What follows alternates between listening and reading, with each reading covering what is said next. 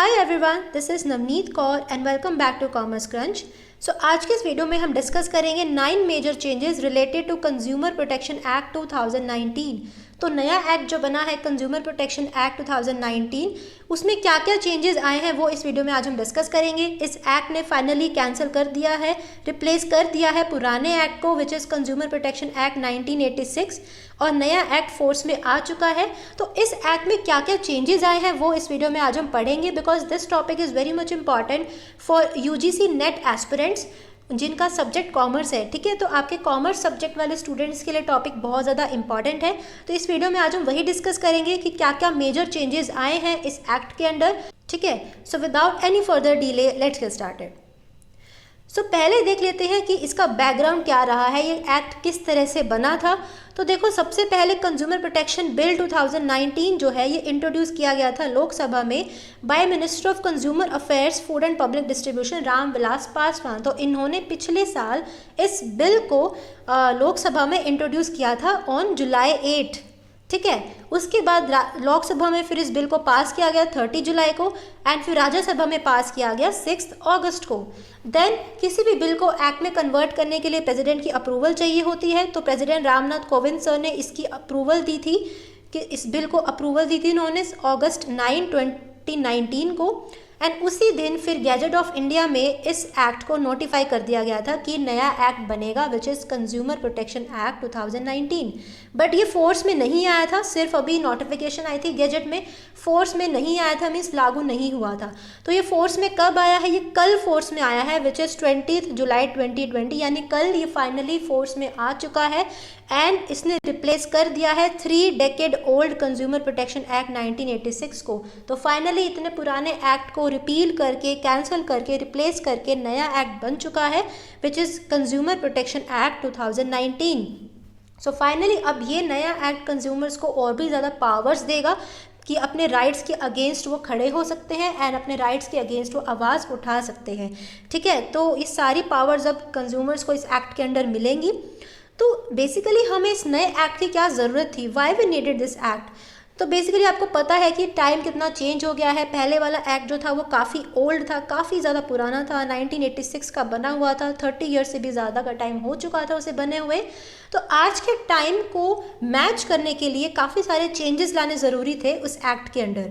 ठीक है, क्योंकि देखो हम ग्लोबल लेवल पे ट्रेड कर रहे हैं। ठीक है, ई कॉमर्स प्लेटफॉर्म की कितनी डेवलपमेंट हो रही है, तो ऐसे में कंज्यूमर्स के राइट को प्रोटेक्ट करना और भी ज़रूरी हो गया था, बिकॉज उनके चांसेस और बढ़ गए थे, वल्नरेबिलिटी बढ़ गई थी towards unfair trade and unethical business practices. तो ऐसे में कंज्यूमर को एम्पावर करने के लिए, उनके राइट्स को प्रमोट करने के लिए, प्रोटेक्ट करने के लिए नए एक्ट की ज़रूरत थी।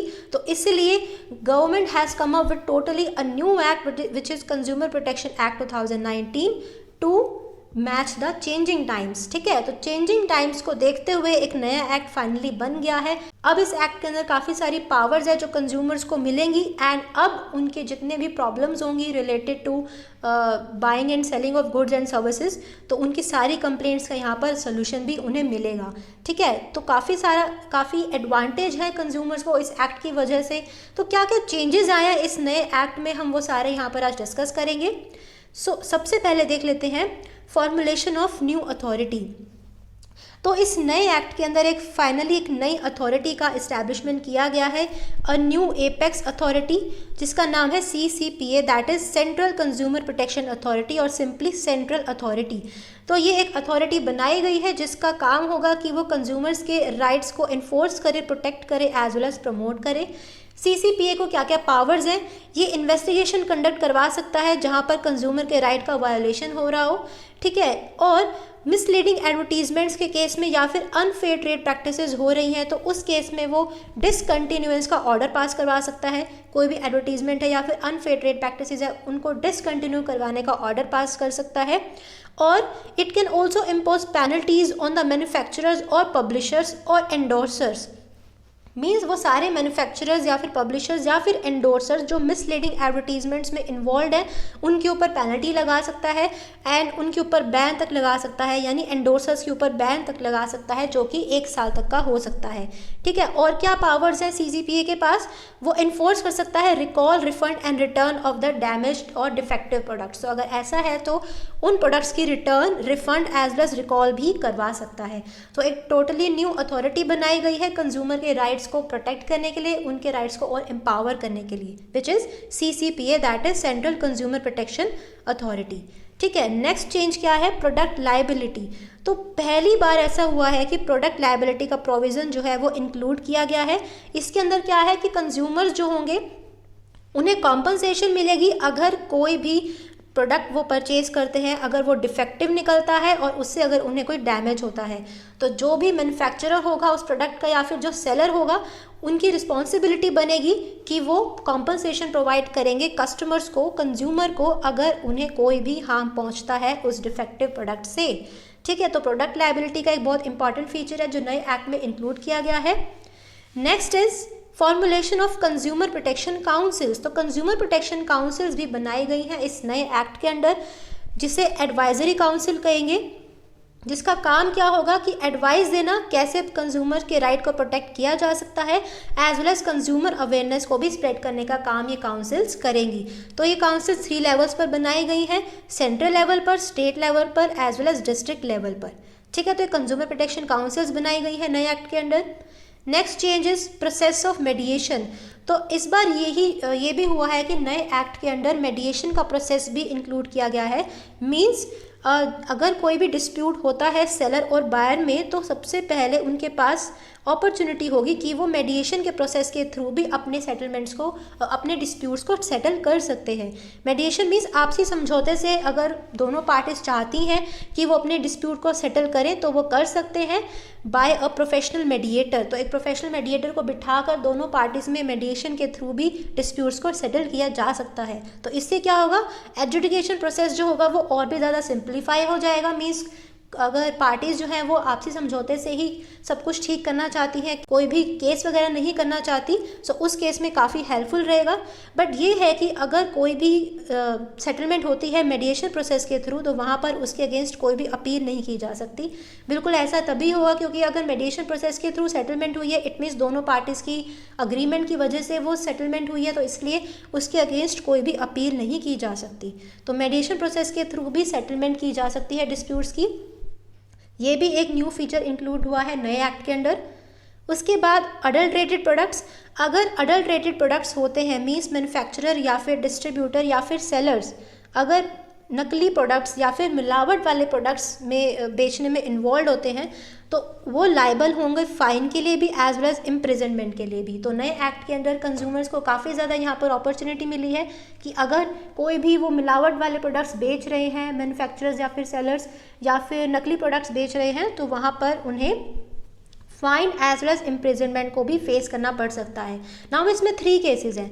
एक केस तो ये है जहाँ पर कंज्यूमर को कोई इंजरी नहीं होती मिलावट वाले प्रोडक्ट से या फिर नकली प्रोडक्ट से, तो उस केस में जेल होगी 6 मंथ्स की एंड इम्प्रिजनमेंट जेल होगी 6 मंथ्स की, एज वेल एज फाइन जो होगा वो 1 लाख रुपीज़ तक का उन्हें देना पड़ेगा। सेकेंड केस, अगर कंज्यूमर को इंजरी हो जाती है तो उस केस में फ़ाइन जो होगा वो 5 लाख रुपीज़ तक होगा एंड इम्प्रिजनमेंट जो होगी वो 7 ईयर्स की होगी।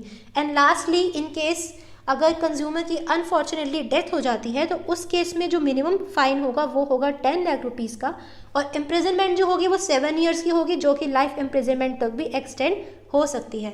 तो अडल्ट्रेटेड प्रोडक्ट्स के केस में ये 3 प्रोविजंस प्रोवाइडेड हैं कंज्यूमर्स की फेवर में। तो कंज्यूमर्स को ये अपॉर्चुनिटी है कि वो कंप्लेन कर सकते हैं मैन्युफैक्चरर या फिर सेलर के अगेंस्ट।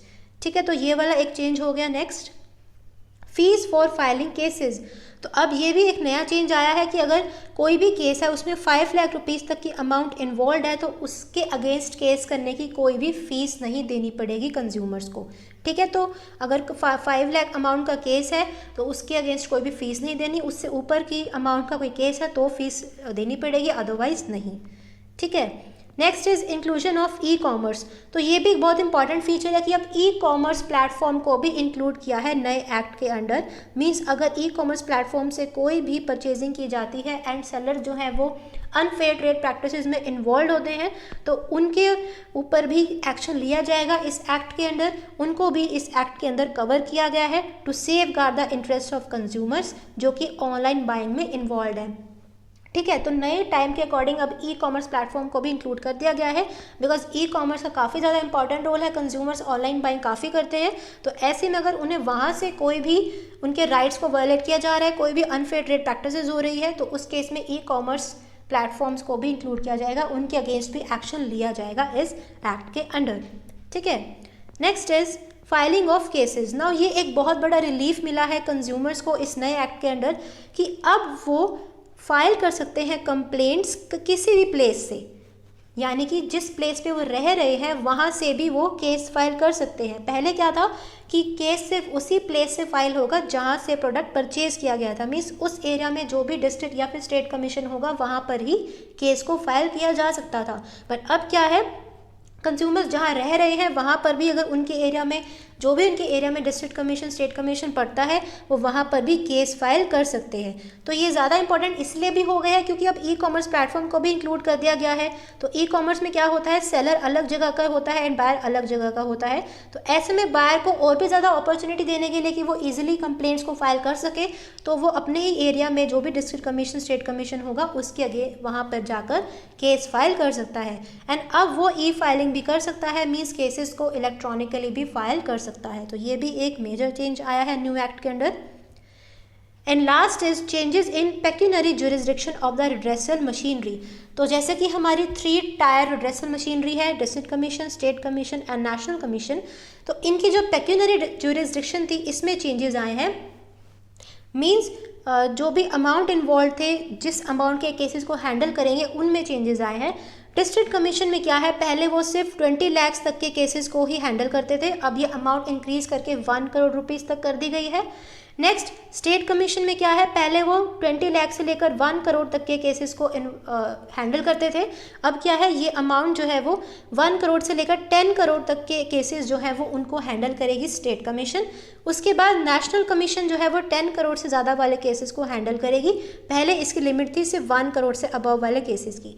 तो इससे क्या होगा कि जो भी बड़ी अमाउंट वाले केसेस हैं वो फर्स्ट लेवल पर ही सॉल्व हो जाएंगे, क्योंकि 1 करोड़ वाले केसेस को डिस्ट्रिक्ट कमीशन ही हैंडल करेगी, तो बड़े अमाउंट तक वाले केसेस भी फर्स्ट लेवल पर ही सॉल्व हो जाएंगे। तो ऐसे में ज़्यादा लंबा नहीं खींचेगा कि डिस्ट्रिक्ट कमीशन पे उनको सेटिस्फैक्शन नहीं हुई तो वो अपील करेंगे स्टेट कमीशन के पास, फिर नेशनल कमीशन के पास, तो ये ज़्यादा लंबा नहीं खींचेगा प्रोसेस, जल्दी ही यहाँ पर जो प्रोसेस है वो कंप्लीट हो जाएगा।